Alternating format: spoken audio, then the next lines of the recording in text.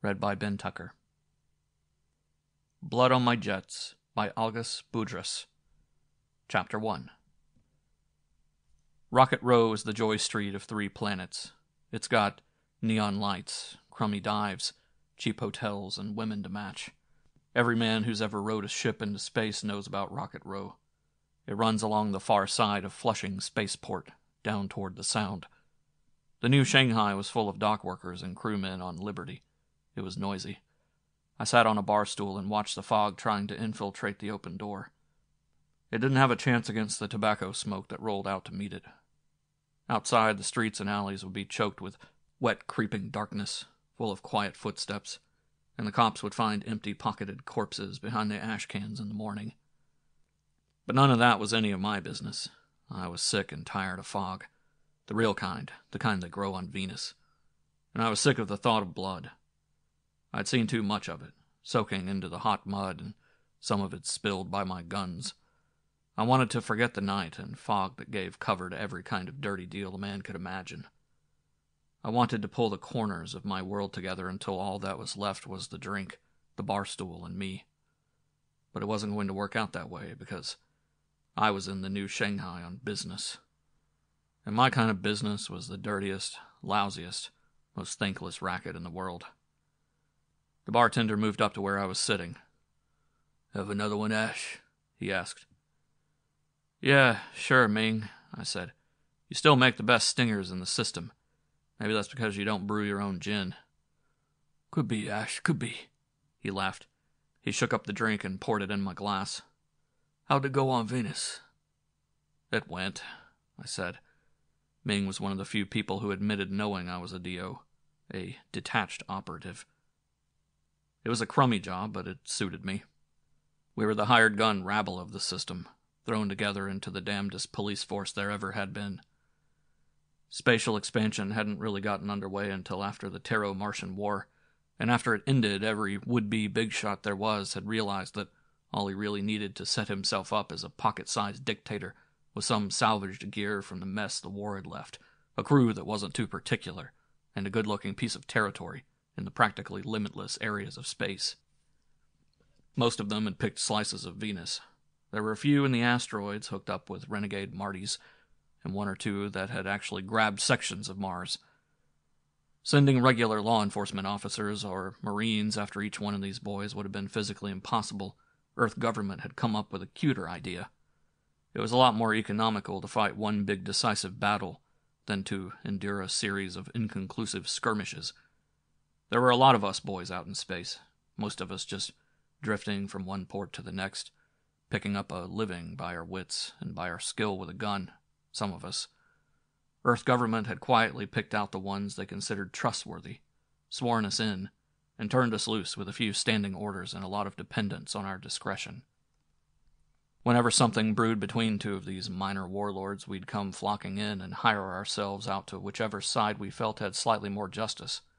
Sometimes we wound up shooting at each other, but you couldn't even be sure of that, since most of us didn't know beyond a guess or 2 who the other DOs were.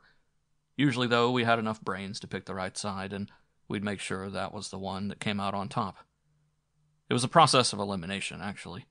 The warlords were helped to knock each other off until eventually those who remained either proved themselves to be strong leaders, which was what frontier planets needed, or else megalomaniacs, in which case it paid to devote a full-scale military campaign to them.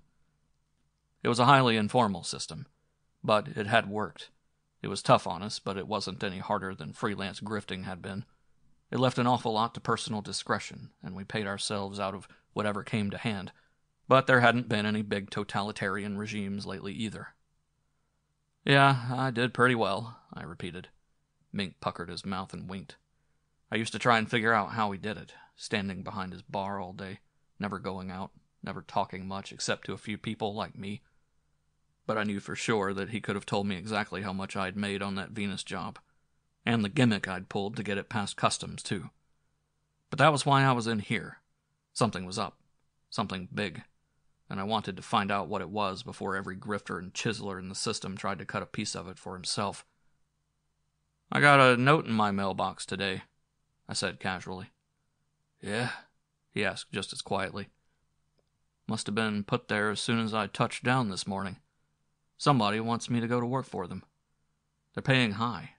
Too high, maybe. Hear anything about a big job coming off somewhere?" Ming grinned. "If you mean that little letter from TransSolar, yeah, I know about that." He got serious and moved closer. "But that's all I know. Nobody else knows even that much. Sure, something's cooking, but nobody knows what it is. He broke off. "You got company. Boy, have you got company." I looked in the back bar mirror. A girl had come in the doorway and was walking toward me. Her dress tightened in intriguing places. Her face was as much of a treat, high-cheeked, brown-eyed, with a small, up-tilted nose and a full mouth. It was framed by short curly hair the color of new copper wire. I liked it. So did the spacemen and the dock workers sitting at the bar. One or two half rose to invite her to join them, but they sat down again when they saw who she was headed for. There was something about that hair. I'd seen it before somewhere. The guy next to me got up and slid out of the way. I let my eyes stay on the bottles on the back bar until she sat down beside me. I gave Ming a look. He nodded and moved down the bar. "Ash?" The voice was low but crisp. It had whispers and murmurs in it, too, and I knew I'd heard it before. "I'm Pat McKay." I turned my head and looked at her. Her dress, tight as paint from hem to bodice, was mysteriously loose in the sleeves. Ruffles at each shoulder hid bulges that Mother Nature never put there. They looked more like twin shoulder holsters. They were. And the last time I'd seen her, she was 17, 18 maybe, in a ball gown, her hair long then, curling around her shoulders. And the voice hadn't been as controlled or as crisp, but she'd been saying, "You're a good dancer, Mr. Holcomb. Not much on the light conversation, but a good leader." I'd swept her around another couple and kept my cheek away from hers. "The Academy is geared to the production of good leaders, Pat. Good conversationalists, on the other hand, are born, not made." She laughed, a giddy party laugh from a girl who dated Academy boys exclusively, who loved the glitter and pomp of graduation ceremonies, who hung around the Academy all she could, who had been to graduation balls before, and would certainly be to a number of them again, before she managed to separate all the black and silver uniforms she had danced with and found herself a man from inside one of them. An Academy drag, a number in a score of little black books. "Like Harry? Oh, pardon me, it's graduation night. Like Mr. Thornston, you mean?" And she looked up at me, raking my face with her green eyes. "If you will." "You're jealous, Mr. Holcomb," she said, breaking out her best little tease manner. "Maybe." I knew she was trying to get me angry. She was getting there fast, too. "Well, now, if you displayed some of Mr. Thornston's other gifts, I could forget about the conversation," she said lightly. "Meaning you'd like me to dance you out on the terrace and make a pass at you?" "Maybe." She was daring me. I danced her out on the terrace and found a darker corner. She looked up at me, her eyes a little surprised, but her lips were parted. I tightened my arms and kissed her. It started gently, just a kiss sneaked in between dances. But her arms were growing tighter, too, and her fingers were hooking. We held it while I listened to the blood running in my ears until we broke apart, both of us dropping our arms, standing and looking at each other, dragging air down our throats. "Ash, you..." She started to say something and broke it. It sounded a little too much like a movie heroine all of a sudden. She was holding the pose a little too long, too. Hell, she's a kid. She's doing it the way the grown-ups in the movies do it, I told myself. But I'd danced her out here for a purpose. Maybe she didn't deserve it, but I was sick to death of the little bits of fluff that hung around, drinking in borrowed glamour, getting the big play from boys like Harry Thornston. I reached out and grabbed. "Now comes the part you've really been asking for," I said. I crouched, bent her over my knee, and brought my hand down hard, 3 times in all, putting everything I had into it. "Now," I said, letting her get up, "maybe you'll quit bothering guys who worked all their lives to get in a spot where they could go out and be of some help in the only job they ever wanted, the TSN. Do you really think you stack up worth a damn beside the only thing that counts?" She just stood there, tears of rage in her eyes. I was never sure whether it was what I'd done or what I said that had her so mad. But the last thing I heard her say as I walked away was, Damn you, Ash Holcomb. Damn you for being such a snobbish stuck-up. Well, maybe I was wrong and maybe I wasn't. I didn't know as much in those days as I should have either. But it was too late now. Too late by a war and 100 revolutions. Too late by all the men who had gone down before my guns. Too late by years of loneliness and bitterness. But if it was too late, why did I remember it all now, with Thorsten up in the asteroids, a little king in his own right, with me in the new Shanghai, a white Rayburn splashed through my hair, with the Academy a dim thing behind both of us, and Pat. Why was Pat here? What had she done through the years, while I fought my way from one end of the system to the other, and Harry took the easy way out during the war? "Hello, Pat," I said. "I haven't seen you in a long time." Well, what else was I going to say? I don't know what she had expected me to say. She kept her face in profile and didn't let me see what it was showing. "I'm here on business. I hear you're a good man these days for the job I've got." She twisted the words like a knife. All right, if she wanted it that way, she'd get it. "So they tell me," I said. 15,000 for a month's work." She said it quietly without any build-up. Maybe she figured 15,000 didn't need one. I sat there for a minute, not saying anything, but thinking hard. What kind of a setup was she offering me? Was this the big job that was floating around? There's usually a sure way to find out. When someone offers you a blind deal, argue. Maybe they'll get mad or scared you won't take it, and spill something. "No thanks," I said. She frowned. "Don't try haggling with me, Ash. I can get somebody just as good for less." "I don't doubt it. You could probably get 3. That's why I don't want any part of it. It's sucker bait." She looked at me for the first time, mouth twisted. "Since when does a hired gun like you turn down that kind of money? The job's worth it, believe me." That hit me, but I couldn't afford to get touchy. "Probably is, but with standard pay at 3,000 a month plus bounties and commissions, this little errand of yours, whatever it may be, must break so many laws it could land me in a death house," I said, watching her eyes. It didn't add up. Nothing added up. Why had she picked me in the first place? I had a reputation as one of the better gunnies, sure. But there were at least 20 guys I'd never draw against, if I could help it, and 4 or 5 of them were available. Because she had known me? And this job, what kind of hanky-panky was going on at these prices? I watched her eyes acquiring dangerous highlights. The temper that went with her hair was beginning to stir. "Do you want to get in on the biggest deal that's ever been pulled off in space, or don't you?" she said. "Or are you going to chicken out?" she added contemptuously. I let it slide off my shoulders. "I don't know," I said. I wanted to get a chance to really talk things out with her, and this wasn't the place for it. "Anyway, this is no place to talk business. Walk out of here as if I'd turn you down and go up the street. I'll catch up to you." "Okay." She got up and walked out. "Sorry, honey," I called after her, loud enough for everybody to hear. A snicker went up. I cut it off with a look at the characters lined up against the bar and got back to my drink. I finished it casually, put it down, paid, and walked slowly to the door. I let everybody get a good look at me turning down the street in the opposite direction from the one Pat had taken. I ducked into the first cross street and moved swiftly over to the alley that paralleled the street that Pat was on. I was thinking all the way. Being a DO was one thing. Getting into something solo was another.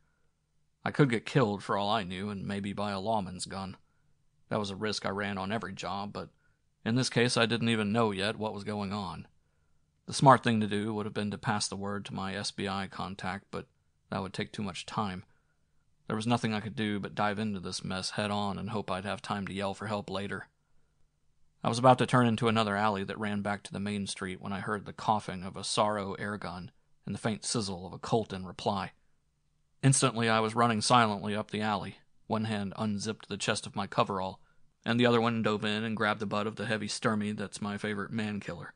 I reached the mouth of the alley and stopped abruptly in the shadows. A man lay in the middle of the street, unnaturally flat against the concrete slab. The street lamp up the block was dark, its base surrounded by shattered glass. The Sorrow went into action again from the roof of a building across the street. I saw the slugs chip cement from the railing of a flight of steps 4 doors up. A pale blue flare winked from behind the railing, and the man with the Sorrow ducked. but was up again as another gun raked the stairs from a spot on my side of the street. I didn't like that setup one bit. The Sturmy in my hand went whoomp, and the man on the roof sailed out over the street and landed with a crunch. The other gun cut off abruptly. 2 Colt beams probed for it from the stairs, and that clinched it.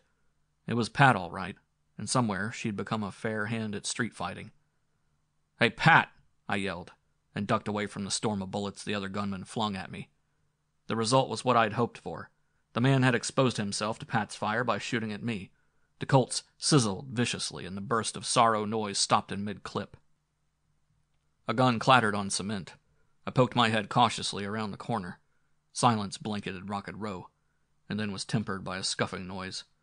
Up the street, a leather belt was being pressed against the side of a building by the weight of a body that was sliding slowly downwards. I spotted a glowing dot that was a tunic smoldering around a Colt burn. "Ash!" "Yeah?" "You okay?" I grinned. She sounded a little worried. I sprinted across the street at a weaving run and dove behind the stairway. "What happened?" I asked. "I don't know, but I've got an idea. I got about 100 yards up the street when I spotted this guy tailing me. I yelled and he ducked. At the same time, this other fellow started running toward me across the street. I burned him down and ducked in here just as the bird on the roof opened up. That's it, until you came along." I swore. I didn't go for 3 men gunning 1 girl. I looked over the top of the railing. 1 or 2 people were starting to come out of doorways. "Maybe we'd better get out of here," I said. We ran up the street to another alley. She reholstered her guns on the way, revealing a lot of what the dress advertised. We stopped inside the alley and caught our breaths. "Well, anyway," I said, "I know what you're in this for." She looked up sharply. "What?" "You need money to buy some underwear with." She slammed her hand into my face. I ducked back and stood there, blinking. "Look, Holcomb, as far as I'm concerned, the deal's on. Fine. Thanks for helping me out back there, too. But just thanks. No further payment. And no kidding around. This is a business deal. Have you got that straight, or do I burn you down where you stand and find another boy?" She meant it. I looked down at her hand, and one of the Colts was in it. Okay. I hadn't meant that crack as a pass, but as long as the question had come up, it was all right by me to have it settled right here. "But put that thing away before I make you eat it." She grinned suddenly and put the gun back. "I'm sorry, Ash, but it's the best way I've found to establish a clear-cut business relationship. Partners?" She stuck out her hand, and I took it. "Deal." A siren rose and died on Rocket Row. Pat jumped back. "Damn it," she said. She shot a glance up the alley. "We better split up," she said. "Look, Ash," she said hastily, "I'll get in touch with you. Meanwhile, do what I tell you to, and don't waste time asking me why. I'll tell you later. All you have to do now is take the job Transolar is going to offer you. That's all. Take that job and start to carry it out. I'll be in touch with you somewhere along the line." She looked down toward the alley's mouth. I followed her glance and saw shadowy figures of men running by. "They'll be here in a minute. I've got a car a couple blocks away. I'll see you, Ash." "Yeah, hurry up," I added as the first of the cops came warily into the alley. I pulled my gun and ducked behind a barrel as she started to run. The cop yelled and came after her. I snapped a shot over his head, and that drove him into cover. Over the shouts that rose, I could hear her footsteps fading out. I followed her cautiously, sliding from behind one ash can to another, keeping the cops down with an occasional shot. I made it out of the alley and into the street, then ducked into a doorway, kicked the lock loose, took the stairs 2 at a time to the roof, and got away over the housetops. And all the time I was wondering about Pat, the job that Transolar was going to offer me, and how she had known about it. End of Chapter 1.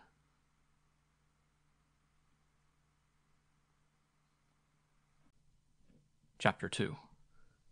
Mort Weedman was the same Captain Weedman who had left an arm in the cockpit of a K-class scout bomber that he had flown through a formation of Martys while he almost bled to death. He looked very military in his blue and silver uniform. It wasn't a TSN uniform, of course, but even a Transolar Express rig makes an old soldier feel better. He was another old friend of mine, like Thorsten. The 3 of us had been touched by the war, each in our own separate ways. Mort was the one who didn't just feel a yearning for space, who didn't just ride on a TSN uniform because it was the one available way. Mort had loved the TSN itself, with a pride in the traditions that guys like Thorsten and me hadn't quite had. He had been a better officer because of it, and the only one who couldn't have stayed. And as we'd gone our separate ways, so our ways of thinking had changed. Thorsten, well, he had taken his choice, and someday I might have to go into the belt and do something about it. But Mort's attitude hurt. He didn't have any respect for me. He couldn't have, for a man who had resigned his commission and become a planet hopper. He stood at the window in his office, his phony arm tucked into a pocket, his mustache moving up and down as he talked to me. "I don't know why they picked you, Ash," he said. I leaned back in my chair. I don't either, unless maybe it's because they couldn't find anybody else with my qualifications. Or maybe it's because they can trust me and they know it. I was getting pretty mad. Weidman was the right guy, but I was getting sick of being offered jobs without being told what they were. 2 in 2 days was a little too much. Weidman turned around. "Don't get edgy, Ash. I've got my orders. They came down from the top brass, and I'll carry them, whether I approve or not. But don't get me sore. I'm authorized to offer you $10,000 plus expenses for one trip to Titan and back. You'll be carrying extremely valuable cargo, and you'll be expected to deliver it intact. Do you want the job or not?" I didn't answer him right away. What was wrong with him? There was more than just dislike writing his voice. "I don't get," I stalled. "Like you've said, why me? And why Titan? There's nothing out there. Besides, the asteroid belt is full of Martys, to say nothing of Thorsten and his crew. Nobody in his right mind would try to make that trip without a convoy." Weidman flushed. "For your information," he said, "there's a small scientific staff in a bubble on Titan. They need a new charge for their power pile, and we've got the shipping contract. Our problem is to get it to them without Thorsten or the Martians learning about it and grabbing it up. That's why we dug you up. We need somebody who can fly it out to them and fight off raiders at the same time. You're still the best available." So that was the big job. No wonder there were so many phony things going on. "For God, for country, and for Trans-Solar, huh?" I said, watching the blood leave his face. "Now why should I help you pull your fat contracts out of the fire? What's it to me if a bunch of technicians don't get their damn fuel? The stuff would be worth plenty to either Thorsten or the Martys. Living in the asteroids isn't fun. I've done it, and it takes power to maintain a bubble. Believe me, they'll throw everything they've got to keep a ship carrying a pile charge from making it past them." I must have sounded pretty nasty about it, because Weidman actually yanked that murderous motorized artificial arm out of his pocket.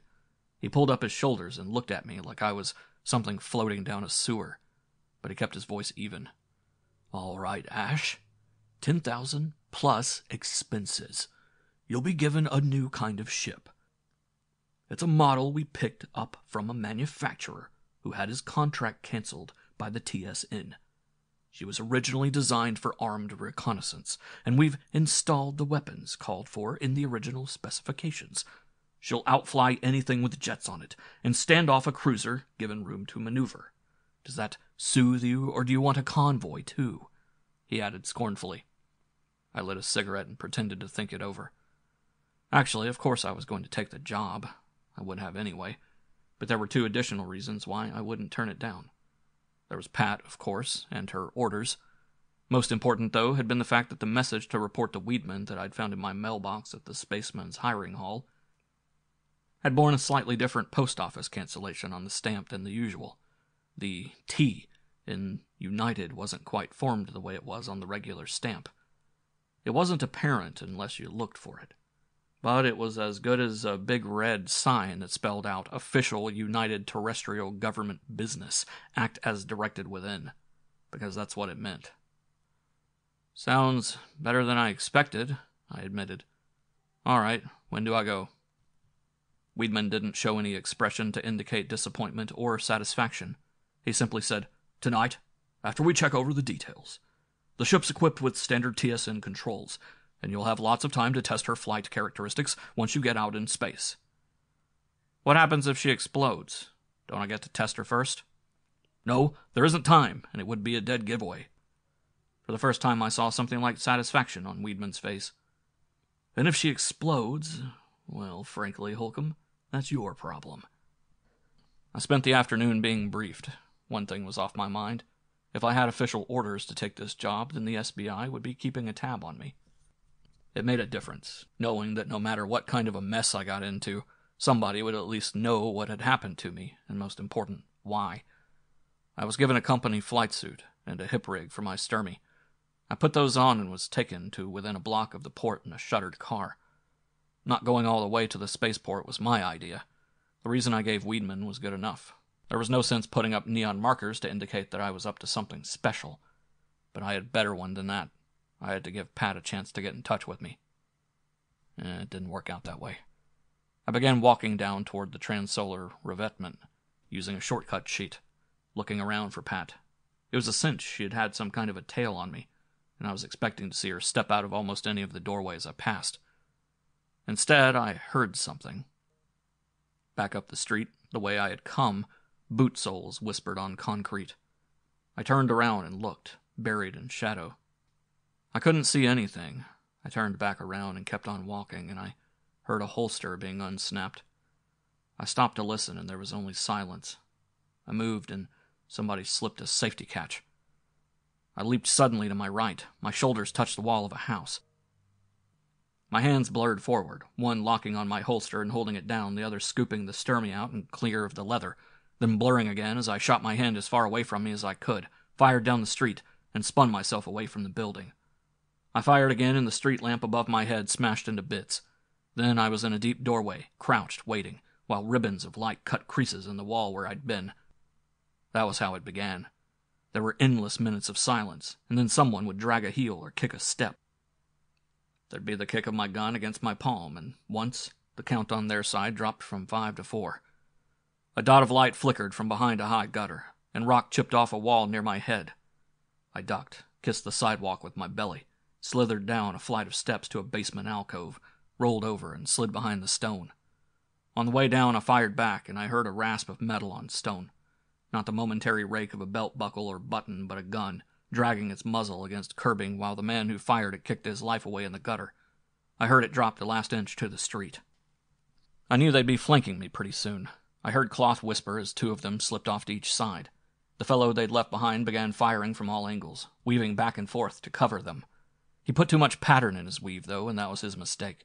The pattern broke and became random as the gun spun out of his hands before he could even realize there was a shot coming. 2. I rolled away from behind the steps, crouched, and patted away on the balls of my feet. My boots had special sponge soles on them, but even so, a lance of blue slashed down the street against my calf. I plowed into the sidewalk, furrowing my brow and tearing meat off the knuckles wrapped around my gun. I tried not to catch my breath too loudly as I dragged myself behind the ornamental outcrop of the banister on the next flight of steps.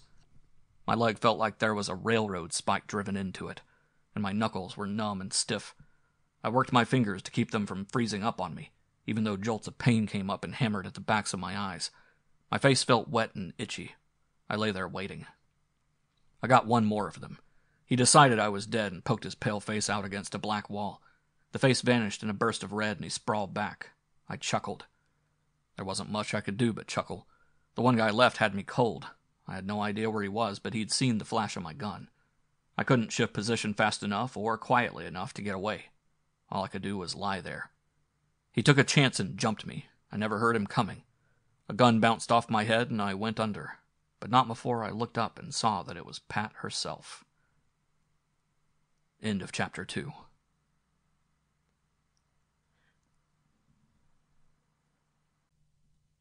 Chapter 3. I remember lying on my back for quite a while before I wanted to open my eyes. I knew I wasn't on the street. The air was warm and heated, and I was on a bed or something like it. My leg was giving me hell where it had been burned, but I could feel the pressure of a bandage. I couldn't tell about my hand and face. They felt as if something had been done about them too, but I couldn't find out for sure without looking or touching them, and I didn't want to do that yet. Why the hell had Pat jumped me? I couldn't figure it. I opened my eyes and she was standing over me, a gun dangling from one hand. I threw a look at my watch and saw I'd been out half an hour at most. What the hell? I began. She cut me off with a gesture of the gun. Shut up, she said wearily. You'll have plenty of time to start lying later. She grimaced with tired disgust. I shook my head, but I knew better than to go on talking. There was anger working its way into the hurt look in her eyes. I got up, ignoring the feeling in my calf, and noticed several other things. I'd been lying on a low couch. My flying boots were unzipped so that I couldn't move faster than a shuffle. The coveralls were loose around my waist where my harness had been. I pressed my left upper arm against my ribs. As far as I could tell, they hadn't found my insurance policy. A little single-shot burner hidden between two of my ribs under a strip of what looked like skin. There was collodion on my face and tape on my knuckles. "Happy?" she asked. "Uh-huh. I'm Prince Charming, you're Snow White. And as far as I can add up, somebody's fresh out of doors. What's going on around here, anyway?" "You double-crossed me, that's what happened. We made a deal, and you sold out on it."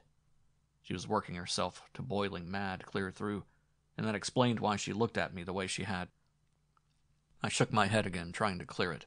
I was getting mad myself.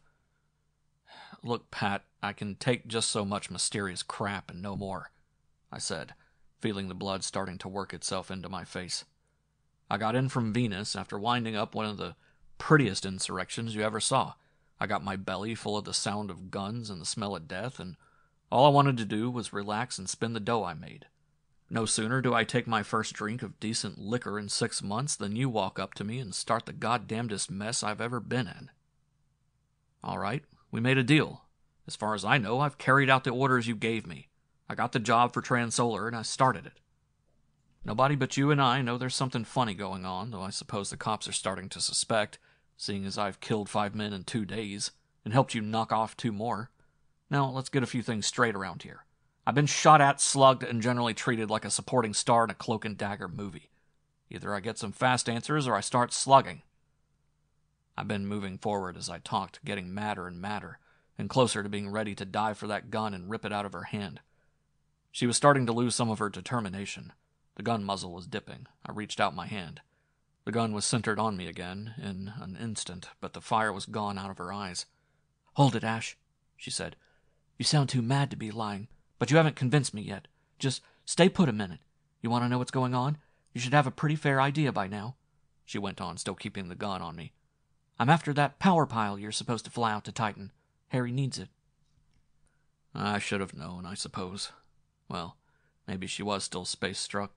Thorsten played rough, and he had some strange friends, but so far he hadn't earned a full-scale visit from the TSN.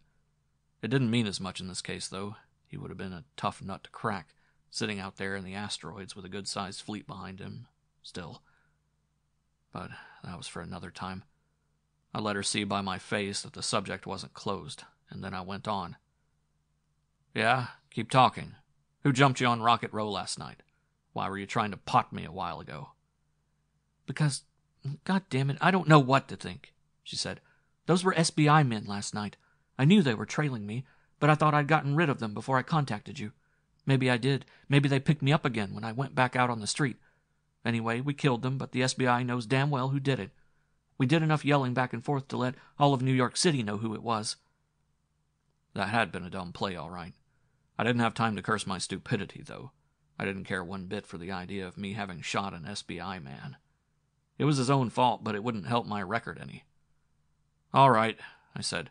"So they were SBI men. That's tough. For them." "Why haven't we been picked up? I've been hiding out all day, but how did you get away with walking in Transolar in broad daylight and coming out again, if you didn't make some kind of deal?" She was gnawing on her lip. "Damn it, give me a reasonable explanation and I'll forget the whole thing." That sent me off. I knew why I hadn't been picked up all right. They were waiting for me to blow this deal open for them. Maybe if I did that, they'd forget I killed one of them. I'd have to do a really good job, though. But I wasn't doing too much reasoning right then. I'd been mad all night, but that was nothing to what I felt right then. I could feel a big red ball of pure rage building up inside me. My fingers started to tremble and my vision got hazy. I swung out my hand and slapped the muzzle of the gun as hard as I could, and to hell with what it did to my bum hand. The gun went spinning away, taking skin off her fingers as it went, and crashed into a wall. I swung my hand back and slapped her across the face. She fell back and hit the floor. She lay huddled in a corner looking up at me, her eyes wide and her mouth open with surprise. "You'll forget the whole thing, huh? All I have to do is explain away some half-baked idea that came into your head and you'll forgive me, is that it?" I reached down, grabbed her shoulder, pulled her to her feet, and held her there. Her mouth was still open, and she couldn't get any words out of her throat. You're going to forgive me for getting me into a deal that involves killing SBI men. You're going to forgive me for having a guy that used to be a buddy of mine hate my guts, I suppose. You're going to forgive me for slapping my face, and I'm going to get your gracious pardon for having to fight it out for my life tonight against 5 guns. That's just fine. Is that supposed to cover getting shot and knocked around and slugged? I hauled back and slapped her again. And that's for pointing a gun at me, twice. I live by a gun, and I expect to die by one someday, but not at the hands of a woman who can't fight a man on his own terms and has to keep him off with a gun after she gets herself into a mess. All right, you know how to use one. But so help me, you wave one of those things at me again and I'll ram it down your throat catty-cornered. I pushed her away and she slammed back against the wall. One more thing, I said. Have you ever heard of the SBI fooling around making deals with a guy that's killed one of their men? Not on your life. They're a tough crew and a smart one. If they thought I had anything to do with that fracas last night, I'd be on my way to a federal gas chamber right now, if I was lucky enough to live through the working over they'd give me. Use your brains. She stood against the wall, staring at me, making sounds in her throat. One of her cheeks was starting to puff. I started for her again. Her eyes got even wider. Ash! Her voice was high and frightened. Somehow it cut through the deadly anger in my chest and made me stop. Ash, please! Ash, She put her hands up to her face and stood there, sobbing into them. My nails were digging into my palms. I opened my hands and saw blood running over my knuckles where the tape had torn away. There was some of my blood on her dress where I'd grabbed her shoulder. Ash, please, I'm sorry. It's just that I didn't know what to think. I don't know how I got over to her, but then I had my arms around her, and she was digging her teeth into the cloth on my shoulder and sobbing. Pat, why do you have to be this way? Why can't you... I was saying, stroking that red-brown hair. She wasn't a tough, self-assured woman who could gun a man down without blinking. She was a soft, hurt, crying girl, mumbling through tears, her body shaking. I wasn't a guy who'd fought his way through a war and countless battles since either. She pulled her face away from me and looked up. Her eyes were wet, but she wasn't scared anymore. I looked down at her. I started to say something, but she stopped me. I had it coming, Ash, she said softly. I didn't trust you. I should have known better. She half smiled. I haven't met too many people who could get worked up over not being trusted. I couldn't look at her. I was going to have to turn her over to the SBI someday, and I couldn't look at her. Ash, remember the night you spanked me? Remember what you did first? I felt her hand on my face, turning it. Then she was kissing me, her lips soft and fresh, her wet face under my glance, her long lashes down over closed eyes. Her arms moved on my back, and her body was as light as a dream in my arms. My own eyes closed. End of Chapter 3.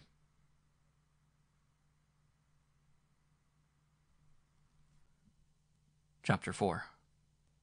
Flight coveralls are designed to be airtight when fully zipped.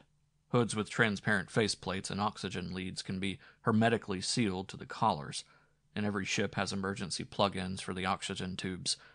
In combat, all spacemen keep their hoods thrown back like Mackinac hoods, so that if a hole is blown in the hull, they can slip the hoods on and plug into the emergency oxygen supply. Struggling into a full-dress spacesuit is too complicated a job to entrust to the few frantic minutes that spell the difference between life and death. And meanwhile, the coveralls are far more comfortable in flight. Besides, anyone who had seen what a spacesuit does to a figure like Pat's will agree that it's a dirty shame. While Pat was climbing into her outfit, I was outlining the plan we'd have to follow. As long as I was going to go along with this offer of hers, temporarily at least, I might as well do it right. I got into a cab accident or something, I said. That accounts for the shape I'm in. You're an old friend of mine. And since I'm in no condition to fly and fight at the same time, I'm taking you along as co-pilot. Weedman'll stick me for your pay, of course. I'll make sure he does. That way there won't be much kick about you coming along, especially if I make it a both or neither proposition. When we get out in space, you show me how to get to Thorsten's bubble in the asteroids, and that's it. We deliver the pile charge, shoot back out into space, fake the signs of a big battle, and yell for help over the radio. There'll be a squawk about you being a woman then, of course, but hell, us space bums are supposed to be devil-may-care, aren't we? It was a great little plan, all right. It would give SBI the location of Thorsten's base. and it wouldn't hold up delivery of the pile charge any longer than it would take to salvage it. Meanwhile, space would be rid of Harry. "Sounds like it'll work all right," she said. "I wish I was sure the SBI didn't have anything big on me. It'll be a bad enough stink as it is." She grinned. "But we'll make out." Weidman was out at the field fuming over the fact that I was an hour and a half late. He surprised me, though. He didn't boggle over taking Pat along once I gave him a story about being lightly hit by a car and having to take my friend along. Pat had had a tight cloth strapped across her breasts, her hood over her face, and I had gotten her into the ship fast. Okay, who gives a damn what happens to you as long as the job's done," Weidman said. But I couldn't believe him somehow when he added, "I don't even care who does it, personally." He slipped an envelope into my pocket. "Something for you," he said. "Don't open it until you're past Mars, and don't let your friends see it. For a while, anyway." He chuckled, and surprised me by doing it. He looked secretly happy over something, as if he knew about something awful that was going to happen to me. "You'll have some sweet explaining to do to your friend, Holcomb. I'd love to see it." But there was still that note of something more than laughter, more than most feelings, in his voice. He wouldn't say more than that. He just shoved me into the ship and slammed the hatch. I kept watching him in the starboard screens as we checked off the instrument board. He was a little figure at the edge of the field, staring wistfully up at the ship, his mechanical arm in his pocket. I couldn't wait until we were past Mars to open the letter, of course. We'd be too close to the belt by then. I read it while Pat was at the controls. "Holcomb, I don't know exactly why, except that you're the best there is, I guess, but you've been picked for this job. As you may have guessed, Trans-Solar Express is a blind for some pretty big government bureaus. This isn't a ship the TSN canceled, of course. It's a top-secret job built according to the specifications laid down by the Titan Labs. When you hit Titan, turn the ship over to the technicians there, and they'll install the additional equipment that's part of your cargo of pile fuels. The rest of your load really is fuel, but it's not meant for the Titan pile. It's just for the engines in the ship. When it's ready, you'll fly the ship to God knows where. You won't refuse, I know, because I wouldn't either if I'd been given the chance to fly the first ship into hyperspace. Luck, Weidman." When I'd finished it, I went back to the engine room and took a look at the drive. Then I went to the cargo compartment and stood looking at the hatches. They were sealed, welded shut. I went back up forward and waited until Pat had to leave the controls for a few minutes. The minute she dropped through the hatch, I was over at an emergency toolkit, and a few seconds later I was ripping off bulkhead panels with a screwdriver. I got a fast look at banks of dials and instruments, and slapped the panels back up before Pat got back. Then I went down to my cabin and just sat on a bunk staring at the wall. That cocky little bastard. That frozen-faced terrier of a man cursing me with all his heart because I was getting the chance he'd have had if he hadn't given his right arm too soon. And he had wished me luck. I was proud then of being an Earthman, of being a fighting man, of having earned the right to get my name in the history books. I stood there, a big dumb jackass. All of a sudden it had hit me. I'd been asking a lot of questions lately and getting only partial answers. Now I had all the answers, and I hated every one of them. The misdirection and lying on Weidman's part was clear as a bell. It had been designed to get me off Earth and headed for Titan without anybody knowing the real reasons, even me. They knew that if the real secret ever leaked out, every renegade and pirate in the system would swarm down, battling to the death to get their hands on this ship.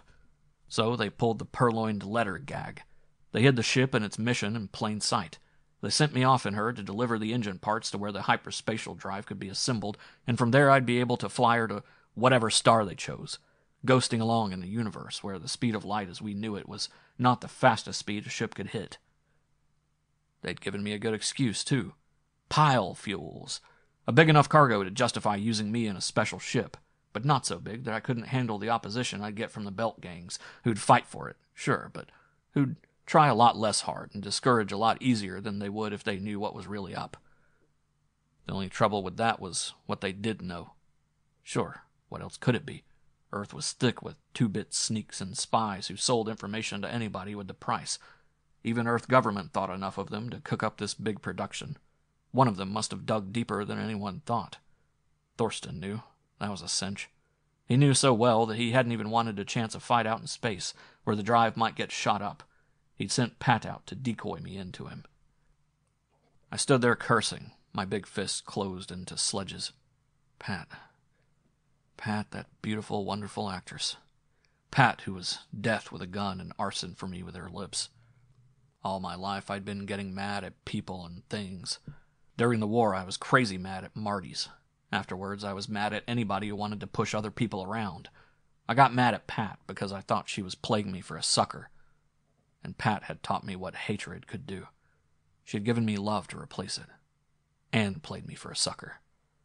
I stood there, Ash Holcomb, the toughest man in space, maybe. Not the smartest. No, not the smartest.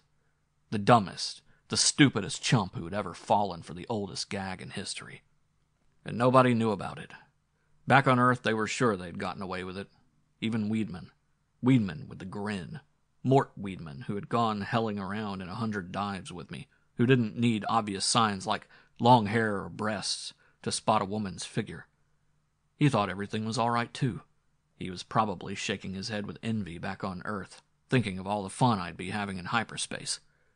Nobody knew the mess the system was in except me, and nobody could do anything about it now, except me.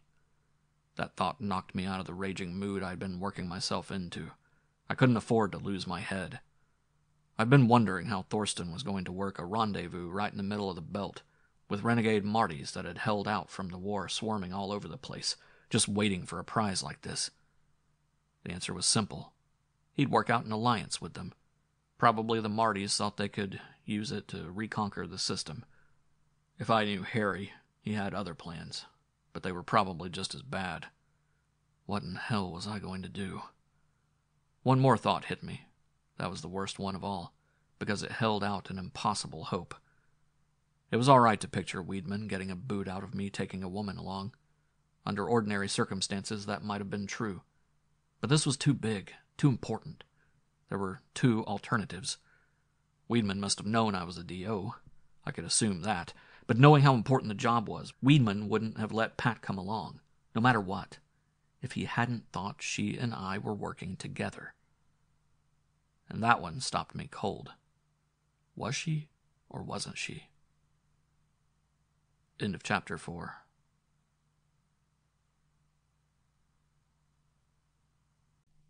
Chapter 5. What was Pat doing, tied up with Thorsten?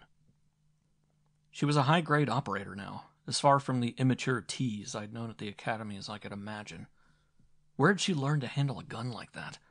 Where had she gotten the experience that let her handle a job this size by herself?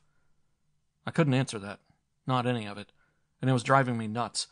I stared over at the control banks at the forward screen, watching the stars and beating my brains out. We'd been out in space for 2 days, and I hadn't dared to try and find out. You don't when you're alone with the woman you love. She was standing next to me, and I looked up at her. The coveralls gave a pretty good indication of what lay beneath. And it was top grade. Not that her figure was that spectacular. She had something more than figures on a tape measure. There was a precision, a slim freshness and freedom to the way one curve flowed into another. It sounds silly, but the way she held herself reminded me of a thing I'd seen once. A rocket transiting the sun, fire sparkling from the shimmering hull, and the Milky Way behind it. I finally caught what I was trying to phrase. She looked as if she was poised for flight. She grinned down at me. "Like it?" she asked, chuckling. Her green eyes crackled with light, and there were little demons in her laugh. I tried to think of a clever comeback, but I couldn't. I just said, "Yes." I did like it, and I hated it at the same time. The ship was fast, but space is big. I had a week to plan my next moves while we worked our way through the area between Earth and Mars's orbit, where the TSN kept the raiders down. But the week went by, and I didn't think of anything. I'd be working over the control board, and then I'd look up, and she'd be smiling at me. I'd raise an eyebrow, and she'd stick her tongue out. We shared cigarettes. I'd take a drag, hand her the butt, and she'd cuff me when I blew smoke in her face. "Hey, goon," she'd say from behind the plotting board. "Did you hear the one about the lady sociologist who wandered into Bessie's place on Venus?" I taught her original verses to the Song of the Wandering Spacemen. Then she taught me the verses she knew. We crossed Mars' orbit. I couldn't think of any way to find out what I'd been killing myself over except to ask. "Ever hear of the DOs?" I asked quietly. "Will chewing chlorophyll tablets cure 'em?" she asked. I laughed so hard that I cried. I don't think so, I answered automatically, and got busy checking the breech assembly on one of the ship's rocket launchers. Lay off that ape face, Pat said. We won't need it. How come? If anybody comes round looking unfriendly, just give 'em this on the radio, she said, and whistled off a recognition signal in Martian. I turned slowly away from the launcher. Thorsten did have a deal with the Martys. What was more, Pat was in on it. She had to be. She looked at my face. What's the matter, lump? Something you ate? Sit down, Pat, I said, pointing to the navigation table. Go on, sit down, I yelled. She turned white. You know what kind of a ship this is, don't you? I said, feeling like I was 100 years old. Sure. She nodded. She was beginning to get it. You weren't supposed to know about that. I didn't. Not until we were spaceborne. Didn't she realize? Couldn't she see what she was doing to me? Pat, do you know what'll happen if the Martys get this drive? They'll be able to hit Earth and Venus with everything they've got, coming out of nowhere and going back into hyperspace when they're through. The TSN won't stand a chance against them. She shrugged. They probably would if they ever got it, but they won't. Harry's going to assemble the drive, install it in his ships, and then we'll take off. The Martys will be stuck. Wait a minute. You just mentioned taking off. Where to? She looked up at me. Harry says there's another planet out in hyperspace somewhere, circling another star. He says people can live on it. Her eyes were shining, and I remembered a girl on a terrace back at the academy with a dream in her voice that I'd been too dumb to recognize. He does he? Can he prove it? How do you know what he's really going to do? Because he told me, she flared. He's going to bypass the fumbling bureaucrats who run things on Earth and take mankind out to the stars. Mankind, Ash. The toughest, the strongest men in space. And their women. Space belongs to us, Ash, not to those earth-bound lilies. And whose speech are you repeating? I said, getting more and more mad every minute. Thorsten's? Yes. All right. If you think so goddamn much of him, suppose you tell me where he is to you now, I asked. He's my husband. She didn't even hesitate. I started for her before I could even think of words for the double crossing. She came off the navigation table like a coiled spring. She had a gun in her hand.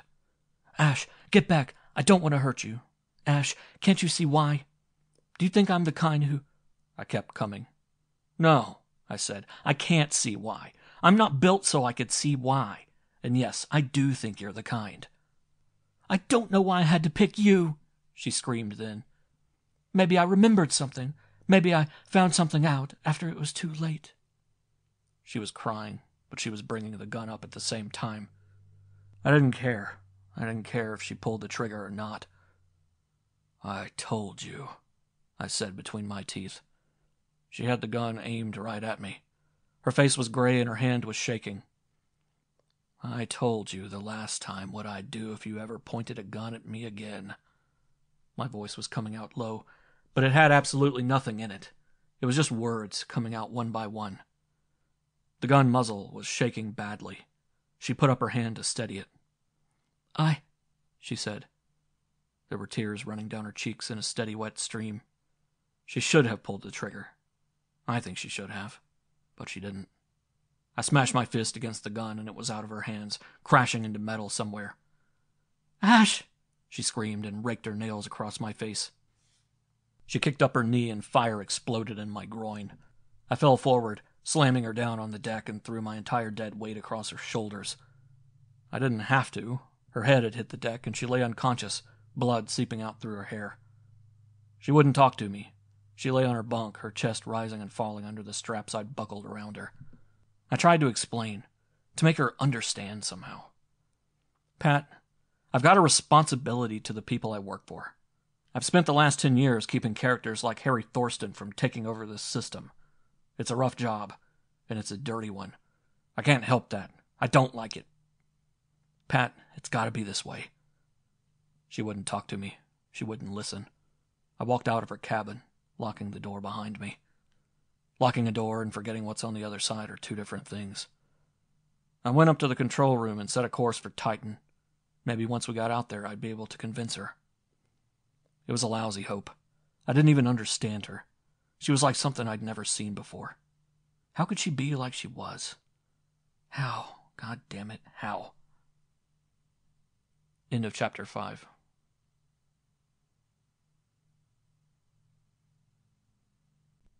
Chapter 6. Titan lay ahead of me, pursuing its track around Saturn. My ship drove toward it, flaming out fuel in reckless amounts as I poured on the acceleration. I had to get there fast. We'd already missed our rendezvous time with Thorsten by 2 days. He was going to figure out what happened. Must have done so already. And would be hot behind us. I had to land, get the engines installed, load supplies, and take off into hyperspace before he hit. It was a race against time. I built up velocity to a point no sane skipper would ever dream of, leaving just enough fuel to brake with, knowing I wouldn't need it to get back. Part of me sat in the control room, plotting curves, charting fuel consumption figures on a graph, watching the black line rise hour by hour to the red crayon slash that meant I had done all I could. And part of me was down in the cabin with Pat. But if I'd let the two parts mix... No ship in the system had ever hit the speed I begged out of my ship's heaving engines. No human being had ever traveled as fast before, tracing his track across the white stars and the blue fire of his jets. If I made it to Titan in time to get into hyperspace, I would have Pat with me. There'd be stars to look at and the worlds that circled them. Star on star, marching past the ship, world after spinning world, fair against the stars, and a million things to see, 1,000 lifetimes to live. Out there, where other beings lived, was adventure enough for both of us, and enough of dreaming. Maybe she'd forget Thorsten. Maybe some of the things she had said had been lies. Maybe the whisperings in darkness were true. If I could get to Titan in time, I might as well have walked. I knew there was no hope before I finished landing. Titan was an empty moon. Where the project bubble had been was a circle of fused concrete around a mess of melted alloys. A corpse in a TSN spacesuit lay on its back and stared at Saturn. I looked down at it, cursing, my shoulders slumping under the weight of my helmet. And I heard the voice on the command frequency. "Hey, you. You down by the bubble?" The voice was weak and getting weaker. "Yeah," I shouted into my mic. "Holcomb?" "Yeah, for Christ's sake, where are you?" "You're right. About 100 yards. Start walking over here. I'll talk you in." I started off at a lope, kicking my way over the rough ground. That voice was pitifully weak. I found him, curled around a rock, his head and arms supported on a rifle that was leaned against stone. "Holcomb." "Yeah?" He couldn't even turn his head to look at me. "I'm Foster, Lou Foster, commanding Marine Guard detail." I remembered him, the one who filled a practice football with water. "Yeah, Lou, how's it?" "No damn good at all, Ash. I've been waiting for you." "Thorsten?" "Yeah, our old classmate, Harry the Horse. About 34 hours back." "You've been in that thing all this time?" "Sure. Snap if you breathe shallow and don't drink anything. Helps to have a couple of spare tanks." He could still try to chuckle. "Well, hell, guy, let's get you over to my ship." "No can do, Ash. No sense to it." I was straining to hear the words now. Even with his set right next to mine, I knelt down and touched helmets with him. "Listen, Ash. He's got the stuff. The diagrams, the charts, the figures, everything. He's even got the tech detail to put it together for him." "All right, Lou. It figured, but can the act. Come on, boy. Over my shoulder you go. And down to the can with you." "Let me lay. God damn it, quit trying to move me. I didn't walk over here. I got flung when the dome let go." He was screaming. "Sorry, Lou." "It's all right." He bubbled a chuckle. "I see by my infallible little TSN instruments that I'm going to run out of breathing material in a couple of minutes. It's all right by me. Luck to you, Ash." "Yeah." But he didn't strangle. He didn't choke in his helmet. There was still air in his tanks when he died. I went back to my ship and sat behind the control board, smoking a cigarette. I rubbed a hand across my tired eyes and wondered what I was going to do next. Thorsten had thought of everything. He couldn't have found technicians to assemble the drive anywhere else, so he'd come out here and kidnap them. That was an elementary move, obviously planned far in advance. I'd been running a useless race. I would have realized it long ago if I hadn't been half crazy about Pat. She laughed at me when I told her about it, but she laughed in a peculiar way. "I could have told you," she said, laughing. "Ash Holcomb, the big undercover agent. heading like mad for Titan, and what does he find? I found Lou Foster, Pat, I said, feeling the steel in my voice slicing upward in my throat. That wasn't anybody's fault, she said quickly. He happened to get in Harry's way. Go tell Andrea Foster, I said. Stop it, Ash. You can keep bringing up horrible examples, but it still doesn't mean anything compared to travel to the stars. What was wrong with the way it was going to be done? I asked, but she was pulling her protective shell of mockery around her again. Oh, stop it, Ash. You're licked, and now you're trying to justify it by claiming foul, the way losers always have. But the last thing she said as I slammed out of the cabin was, This time, you got the spanking, Ash. Now stop crying about it. But somehow she didn't sound as happy as she'd probably expected. I took the ship back out into space, finally, heading sunward. All I could do was hope I'd get within radio range of a TSN ship before Thorsten found me. But that didn't happen. I wasn't anywhere near the belt when I had to sit and watch Thorsten's fleet come flaming at me out of space and surround my ship, sliding into tight courses that held me on a deadly and invisible leash. And I could feel things crumbling inside me, all the principles the Academy had built in, and love and fear, remorse, friendship, bravery. None of it meant anything. They were things that human hearts and minds were capable of, but when yesterday's love is today's revulsion, when friends are deadly enemies, when all the world thinks of you as just another space bomb, what then? I had the destiny of the system riding in the holds behind me, and nobody really knew or cared that I'd break my heart to keep it safe. They were my eyes, but they weren't altogether normal as I stared out of the control room screens at the waiting fleet. They kept their distances. They all had their launchers pointed at me, and on a few of the old T-class rack mounts I could see the homing torps lying in wait on the flat upper decks. I went back to Pat's cabin. She was sitting up in her bunk staring at me.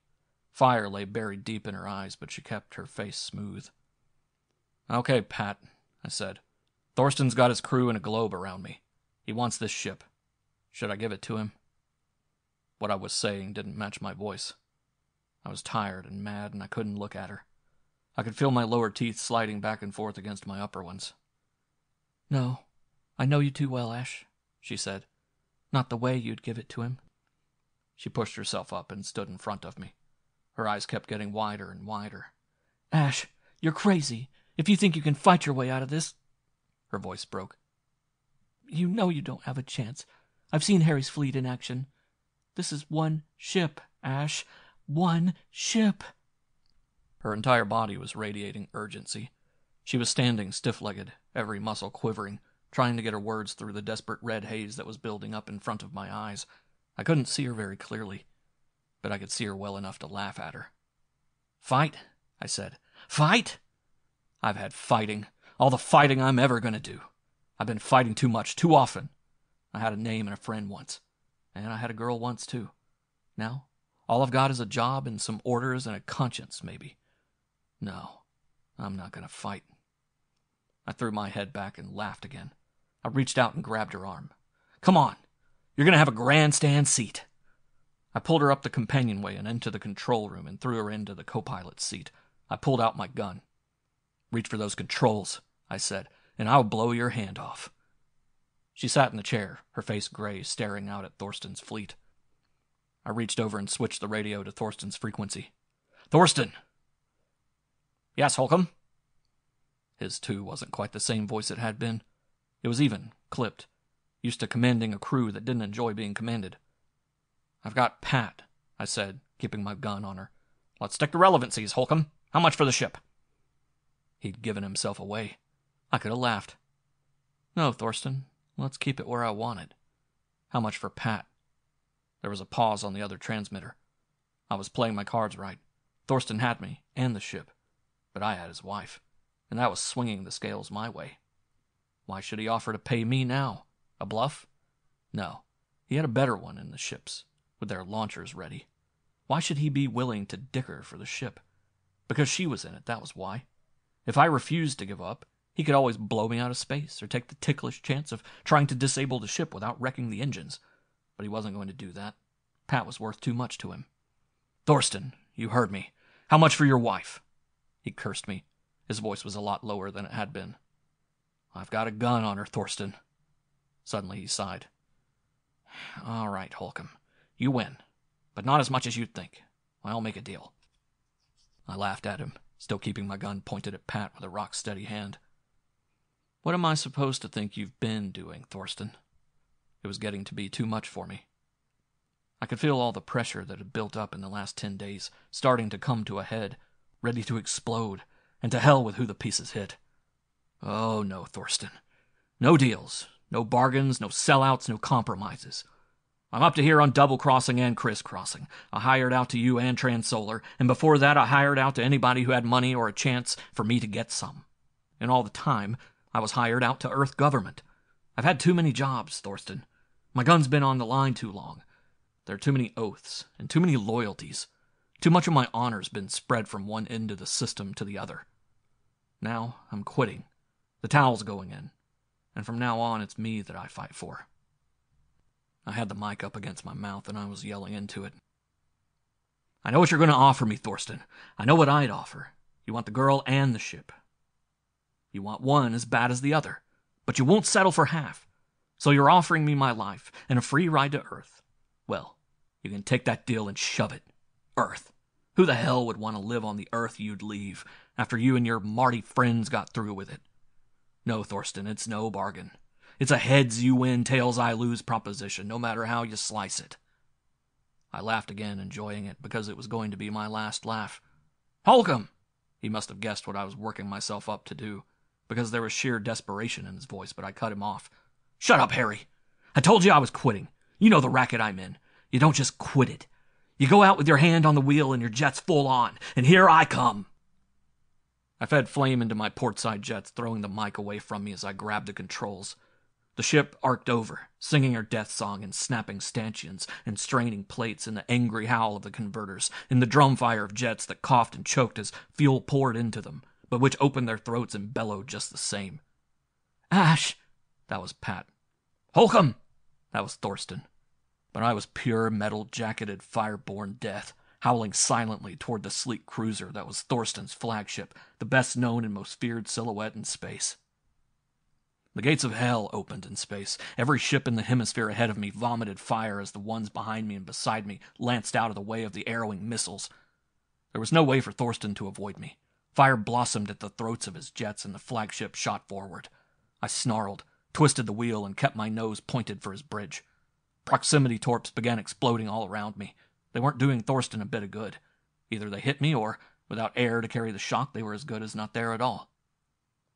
Here's your hyperspatial drive, Harry, I howled. Here it comes. Compliments of Ash Holcomb, hired gun.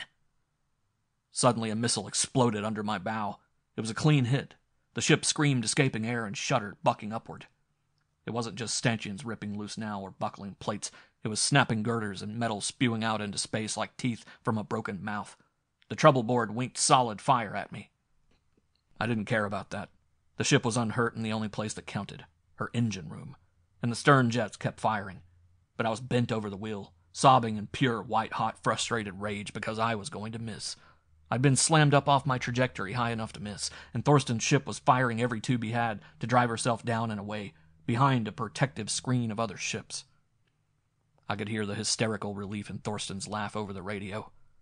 I could hear something else, too. It hadn't mattered what Pat did once I'd swung the ship into line. I couldn't have pulled it out of the collision course myself.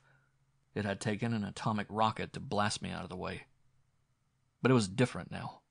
I was folded over the wheel, blood running down my chin from my bitten lip, my knuckles aching as I tightened my fists. Pat said, Ash, I'm sorry. There was a sob in her voice. But you won't give up, she stumbled on. You'll never give up until you and Harry are both dead, and I couldn't stand losing both of you. I never knew what she hit me with, but the back of my skull seemed to explode inward, and I slid out of the seat to the deck. I started crawling toward her. She sobbed, but she hit me again. End of chapter 6.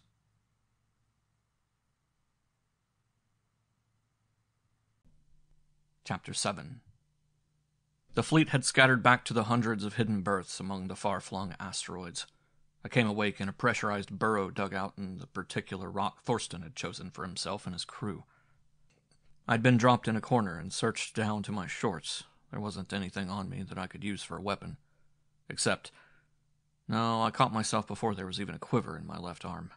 Now wasn't the time to press against my ribs, to try to feel the almost imperceptible bulge of the single-shot capsule between my ribs. I groaned and let my eyes flicker open. "How's it, Ash?" I looked up. Thorsten was standing a few feet away from me, looking down from under his spreading black eyebrows. I put my hand up to my head. Crummy, she hits hard. Harry chuckled. He wasn't a especially big man, but he was large enough. He had deep black eyes under his brows, an aristocratic nose that had been broken, a slightly off-center mouth whose lower lip was tighter on one side than the other, and a firm jaw. His hair was black, almost as black as mine, and as short. He hadn't changed much. His voice started in the pit of his stomach and worked its way up. When he chuckled, the sound was almost operatic, deeper than I remembered it. "Why shouldn't I kill you, Holcomb?" he said. I climbed to my feet and looked into those probing eyes. "Go ahead. Give me half a chance and I'll kill you." He laughed. "The old school tie," he said. His voice dropped an octave. "Relax, Holcomb. You're alive for the time being. Come on, let's get some food." He reached out and slapped me on the back. Thorsten's mess hall was another pocket in the asteroid. It was connected to the burrow I'd been in by a tunnel in the rock, and as we walked down it, I'd had a chance to get quick looks into branching corridors and other burrows that were machine shops, arsenals, ration dumps, and living quarters. Just before we turned into the mess hall, I caught a glimpse of an airlock hatch at the end of the tunnel. That was where Thorsten's ship had to be. And my own, too, unless I missed my guess. As long as I had a functioning mind, I was going to use it. Automatically, a map of as much of the layout as I'd seen was filed away in my brain. The mess hall must have been the largest single unit in the entire chain of burrows that honeycombed the asteroid. It was lit by clamp-on units like the rest of the place, but the lamps were spread a little farther apart, so it was darker. Even so, I could see that most of the space was filled with men sitting at long mess tables. "Quite a setup, isn't it, Holcomb?"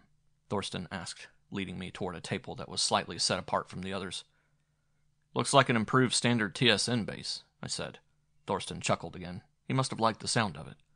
"In many ways, that's more or less what it is," he said, sounding pleased. We got to the table and stopped. All the other mess tables ran end to end from the far side of the burrow to this. Thorsten's table was set at right angles to the others, and a separate chair that was obviously his was placed so he could look over all the other men. The table had a snow-fresh cloth on it and was set in high-polished silver. Heavy napkins lay beside each of the places. I glanced down at the other tables. They were bare-boarded, but that wasn't going to make much difference to the men sitting at them. But all of that took about half a minute's looking. What stopped my eye cold was Pat, dressed in an elaborate gown, seated at one end of Thorsten's table. "Stop staring, Ash," Thorsten said, the laughter running under his words like a whisper of a river. "Let's not keep our hostess waiting." "Hello, Pat," I said as I walked over to the chair that Thorsten indicated was mine. I was sitting next to her. She half-smiled, but her eyes were uncertain. "Hello, Ash." She glanced quickly over toward Thorsten, who had reached his own chair.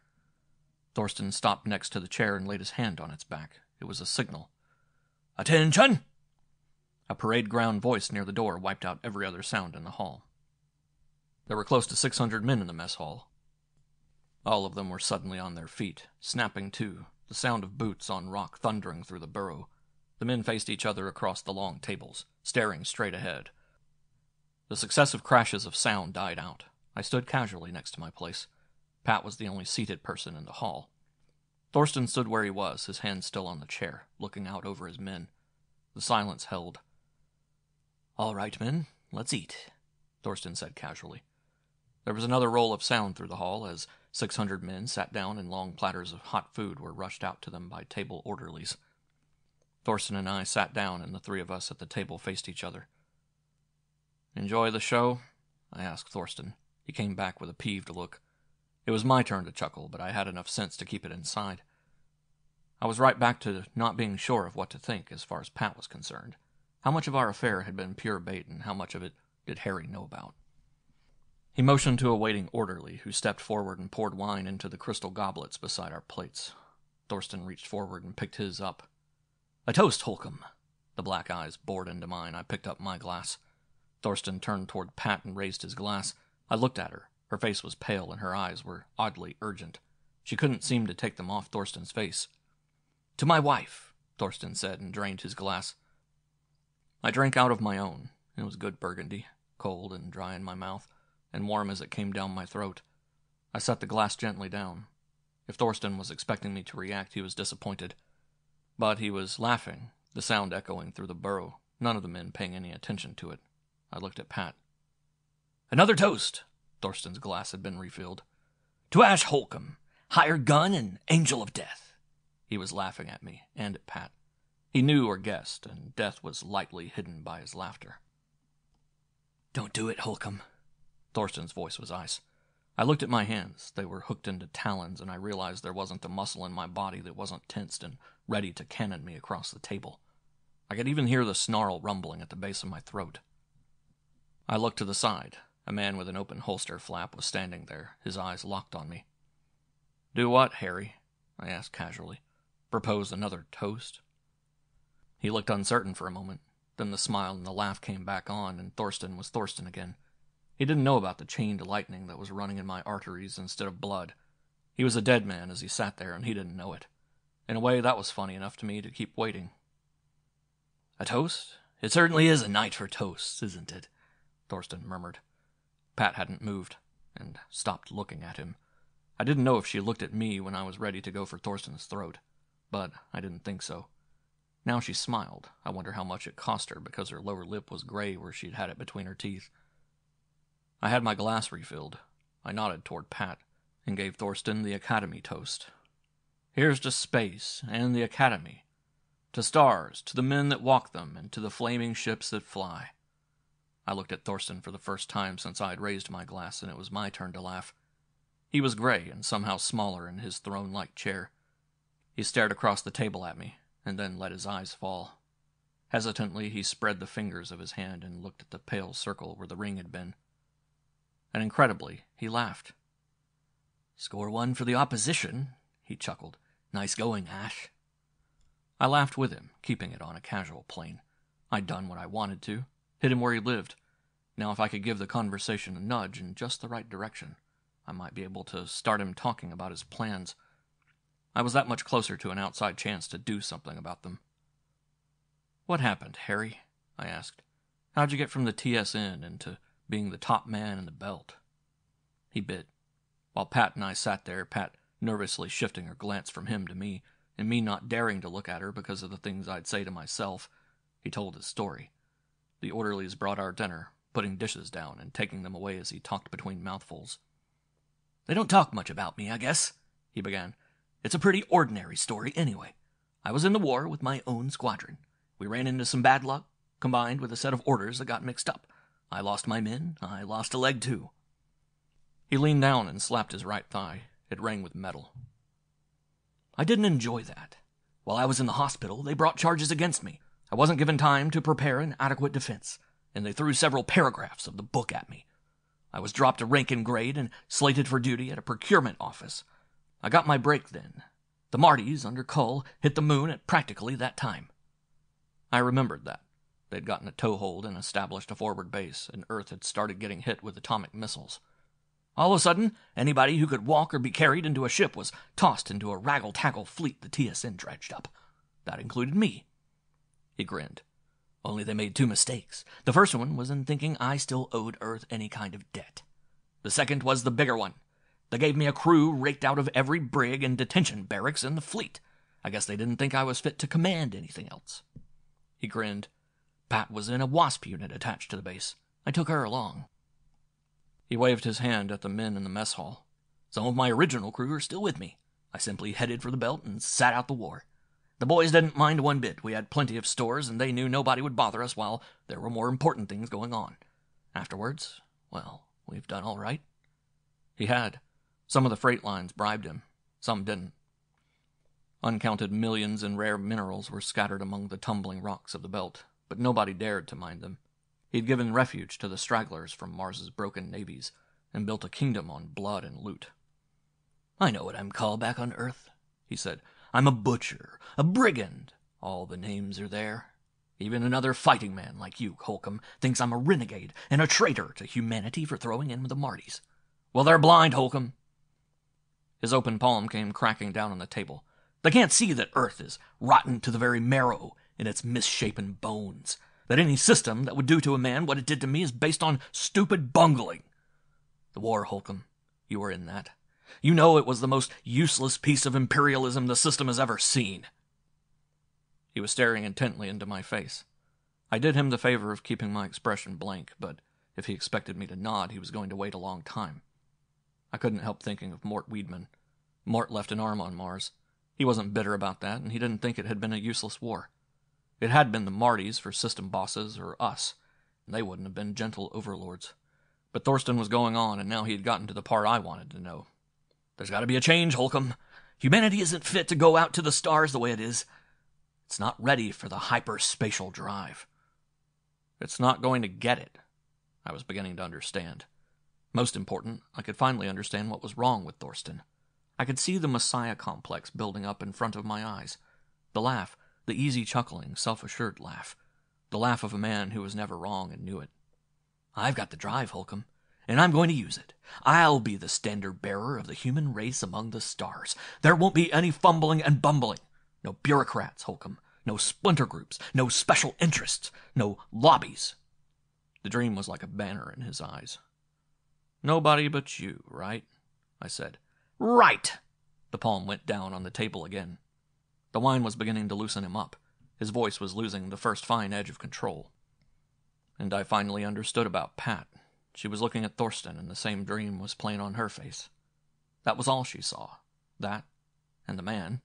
She couldn't see the gray rockets bellowing above the burning cities. "Have you got the drive?" "Damn right. Those technicians I lifted from Titan are working on your ship now. Then a test flight, and after that a whole fleet, my fleet, equipped with the drive and ready for the jump. There's a planet out there, Holcomb. The Titan Project found it. A planet, Holcomb, Earth type. Do you think I'd let those idiots on Earth have it?" That locked it up. He was completely paranoid. Pat was still looking at him, lost in the dream. She couldn't be bought and she couldn't be taken. But she could be in love. Maybe, as a man, I stacked higher up with her than Thorsten did. But I couldn't rival the dream. Seems to me a thing like that will take more supplies than generations of intercepting freight would give you. "Where'll you get your equipment?" I asked. I'd timed it right. A lot of Burgundy had gone down, followed by a Sauternes and Chablis. "That's where my Martian friends come in," he said. Pat leaned forward. This was a part she had never heard before, an answer to a question nobody but an old hand at expeditionary forces would ask. "The Martys think they're going to get the system back someday," he laughed. "They've been trying to persuade me to help them for a long time now. Well, I'm going to. After my fleet has the drive, we'll invade Earth. Then the TSN won't be able to stand up to us. Not when torps start coming out of nowhere. Picture it, all of Earth busy fighting us off, all its attention on the invasion and on nothing else. Then when the fighting's going nicely, my men and I will raid a few choice supply dumps I've had spotted for a long time. We'll load up on equipment and supplies and take off, leaving some badly disconcerted Martys to finish their little revolt any way they want to, with no Earth for them to conquer." "What?" It ripped out of me. Pat was sitting there, her mouth open too, the same stunned question written on her face. Thorsten laughed his omnipotent laugh again. "Certainly. Didn't you know, Holcomb? Ordinarily, of course, a hyperspatial ship will take off from a planet on standard atomic drive and cut to her hyperspatial engines when it's out in deep space. But it's possible to take off directly into hyperspace, the only trouble being that the warp changes 100 cubic miles of adjacent mass to CT matter." "CT? You mean contraterrene?" That was Pat, tense-faced. I couldn't say anything. I sat there, staring at Thorsten, calm, laughing, deliberate bringer of death to a world in its billions. Because CT atoms in contact with normal matter react violently. 100 cubic miles detonating instantaneously would leave a ring of dust where Earth and Moon now swung. "There will be no cancer of humanity in space," Thorsten declared. I jumped for him. One slug caught my shoulder. The other plowed through the muscles of my back. I lay bleeding among the broken glass and dishes on the table. Thorsten swung a rabbit punch at my head and laughed. End of chapter 7.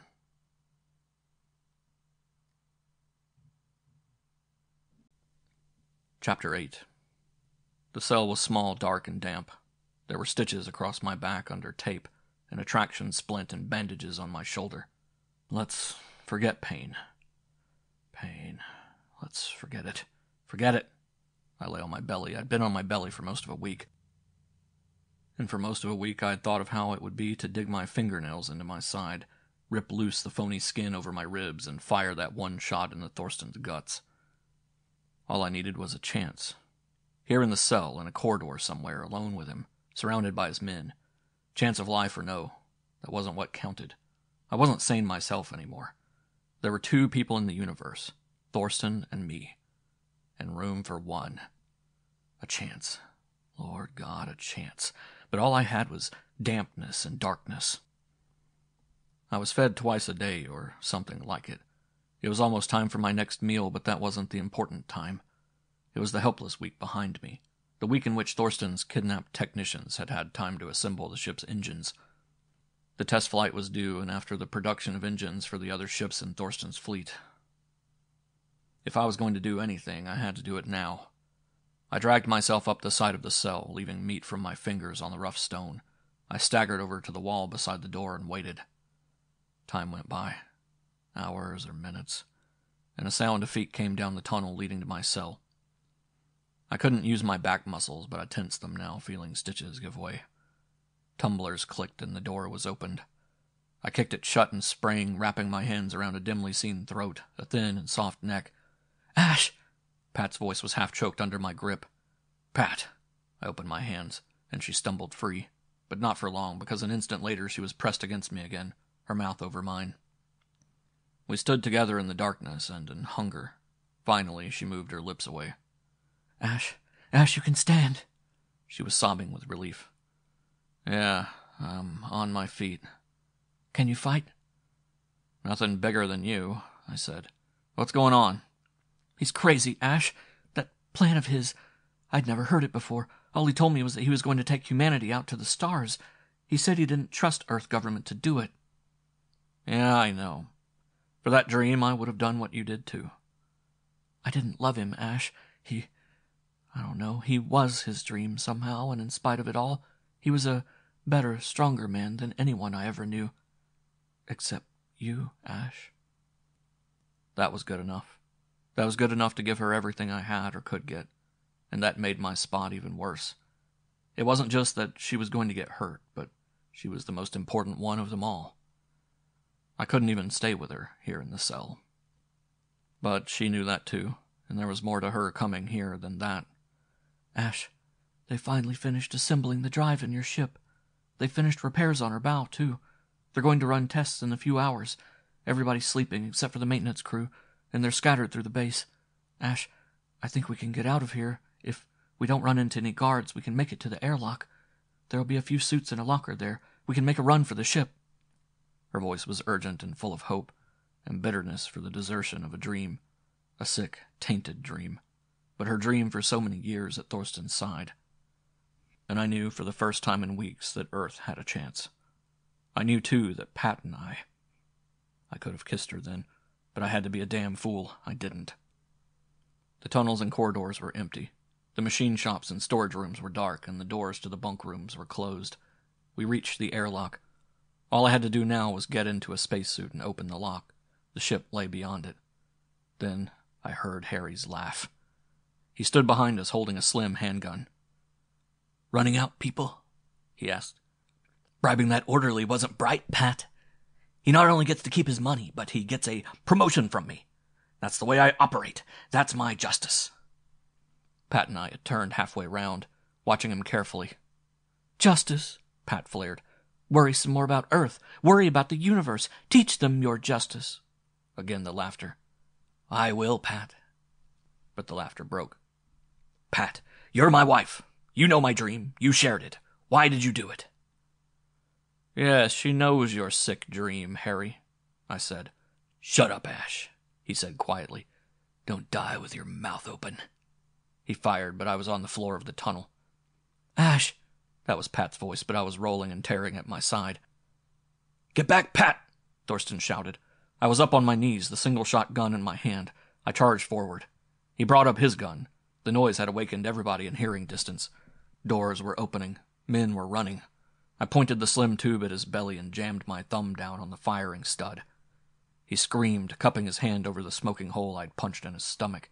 His knees bent, and he sank backwards, toppling, finally, as he lost his balance.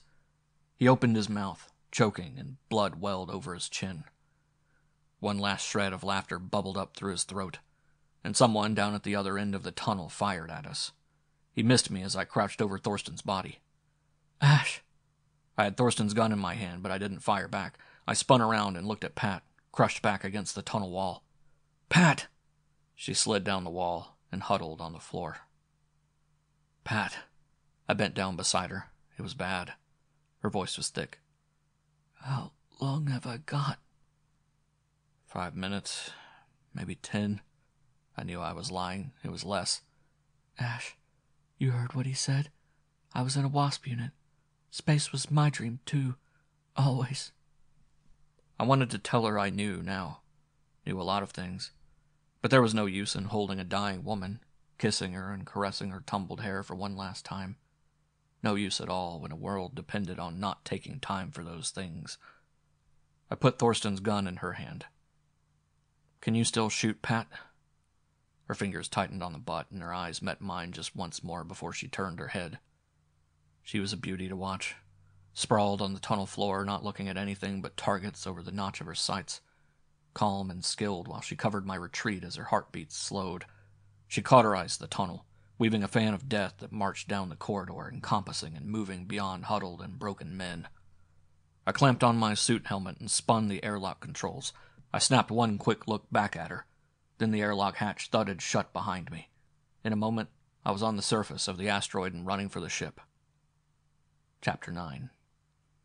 Earth lies ahead of me, green and safe. The muted atomics behind me have brought me back from beyond Venus, where the split-second jump into hyperspace threw me. Let Mort Weedman have his farther stars, or anyone else who cares to try. I've had all I want from the new drive. I gave Pat a funeral pyre, and now the lonely asteroids have a star of their own. End of Chapter 9. End of Blood on My Jets by Algis Budrys.